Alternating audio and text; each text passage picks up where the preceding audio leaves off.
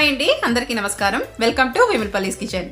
ఈరోజు నేను వేరుశెనగ గుళ్ళు అంటే కొంతమంది పల్లీలను కూడా అంటారు కదా, వాటితో కుకీస్ ఎలా చేసుకోవాలని చూపించబోతున్నాను. ఇవి చాలా చాలా టేస్టీగా ఉంటాయి, చాలా ఈజీగా చేసుకోవచ్చు, చాలా తక్కువ ఇంగ్రీడియంట్స్తో సులువుగా చేసుకోవచ్చు. మరి ఇవి ఎలా చేసుకోవాలనేది ఈ వీడియోలో చూసేయండి. నచ్చితే తప్పకుండా లైక్ చేయండి, షేర్ చేయండి. అలానే నా ఛానల్ని మీలో ఎవరైనా కొత్తగా చూస్తున్నట్లయితే ప్లీజ్ కింద కనపడుతున్న రెడ్ కలర్ సబ్స్క్రైబ్ బటన్ కూడా క్లిక్ చేసుకోండి. పక్కన వచ్చే బెల్ సింబల్ కూడా క్లిక్ చేసుకొని ఆల్ ఆప్షన్ని కూడా మీరు క్లిక్ చేసుకున్నట్లయితే నేను పెట్టే ప్రతి వీడియో కూడా మీరు మిస్ కాకుండా ఉంటారు. ముందుగా స్టవ్ వెలిగించుకొని స్టవ్ మీద ఒక కడాయి పెట్టుకొని అందులోకి 1 కప్పు వేరుశెనగ పప్పులు వేసుకోవాలి. నేను ఇక్కడ 250 ml మెజర్మెంట్ కప్పుతో 1 కప్పు వేసుకుంటున్నాను. మీరు ఏ కప్పుతో అయినా వేసుకోవచ్చు.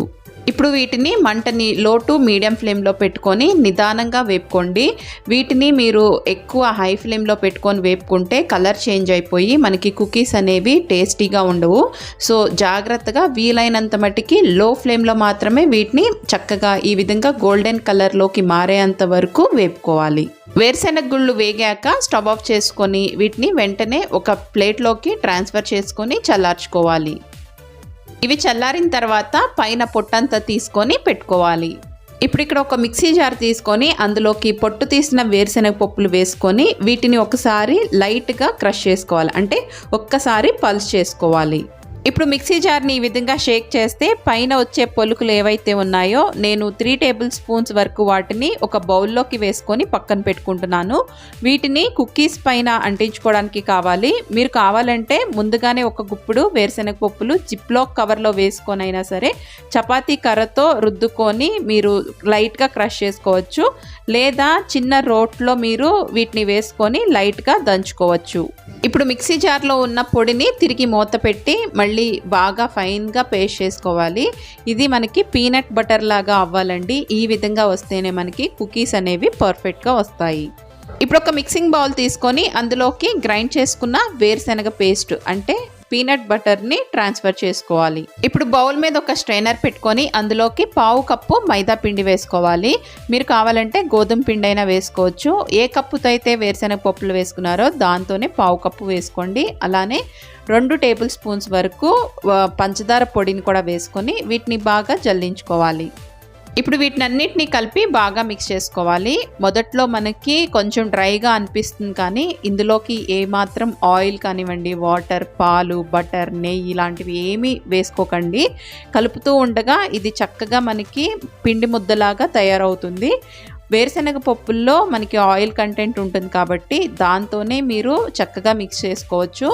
ఈ విధంగా మనకి పర్ఫెక్ట్గా వస్తుందండి. పిండిని ఈ విధంగా రెడీ చేసుకొని పక్కన పెట్టుకోండి. కుకీస్ చేసుకోబోయే ముందు బేకింగ్ ట్రే లేకపోతే ఈ విధంగా ఒక స్టీల్ ప్లేట్ తీసుకొని అందులోకి నెయ్యి లేకపోతే నూనె వేసుకొని ఈ విధంగా ప్లేట్ చుట్టూ స్ప్రెడ్ చేసుకోండి.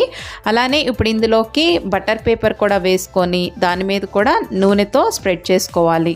ఒకవేళ మీ దగ్గర బటర్ పేపర్ లేకపోతే కొంచెం మైదా పిండి వేసుకొని డస్టింగ్ చేసుకోవచ్చు.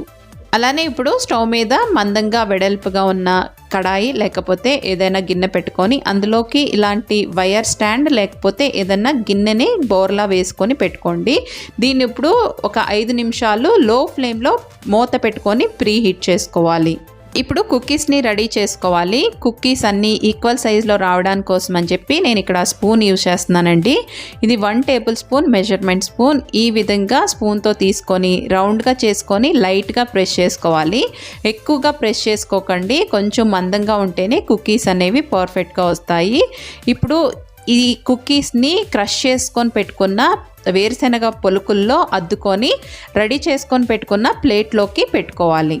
ఇదే విధంగా మిగిలిన కుకీస్ అన్నీ కూడా ప్రిపేర్ చేసుకొని అన్ని ప్లేట్లోకి రెడీగా పెట్టుకోవాలి. ఇప్పుడు ఈ ప్లేట్ని ప్రీ హీట్ చేసుకొని పెట్టుకున్న కడాయిలోకి నిదానంగా పట్టుకరతో పెట్టుకోండి. ఇప్పుడు దీని మీద మూత పెట్టుకొని స్టవ్ని లో టు మీడియం ఫ్లేమ్లో అడ్జస్ట్ చేసుకొని దీన్ని 20 నుండి 30 నిమిషాలు బేక్ చేసుకోవాలి. మధ్యలో 15 నిమిషాల వద్ద ఒకసారి చెక్ చేసుకోండి. ఇప్పుడు ఇక్కడ నేను 1/2 అవర్ తర్వాత దీన్ని మూత తీసి చూస్తున్నానండి. ఇక్కడ నాకైతే మంచి లైట్ గోల్డెన్ కలర్లోకి మారాయి. అంచులమ్మట కూడా కలర్ చేంజ్ అవుతాయి. అప్పుడు మనకి ఇవి బేక్ అయినట్లు అర్థం. వెంటనే వీటిని బయటకు తీసి బాగా చల్లార్చుకోవాలి.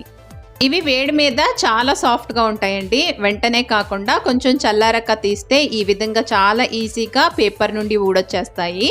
వీటిని ఎయిర్ టైట్ బాక్స్లో స్టోర్ చేసుకోవచ్చు. ఒక 15 days వరకు చాలా ఫ్రెష్గా ఉంటాయి. ఇవి తప్పకుండా మీరు చేసి పెట్టండి పిల్లలకి. చాలా చాలా టేస్టీగా ఉంటాయి. నోట్లో వేసుకోగానే కరిగిపోతాయి. ఇవి చాలా ఈజీగా చాలా తక్కువ ఇంగ్రీడియంట్స్తో ఎంతో సులువుగా చేసుకోవచ్చు. మరి తప్పకుండా మీరు కూడా ట్రై చేసి మీకు ఎలా కుదిరాయో కూడా నాకు కమెంట్ సెక్షన్లో మెన్షన్ చేయండి. వీడియోని లైక్ చేయడం మర్చిపోకండి. మరొక మంచి రెసిపీతో మీ ముందుకు వచ్చేస్తుంది వేములపల్లీస్ కిచెన్. అంతవరకు ధన్యవాదాలు.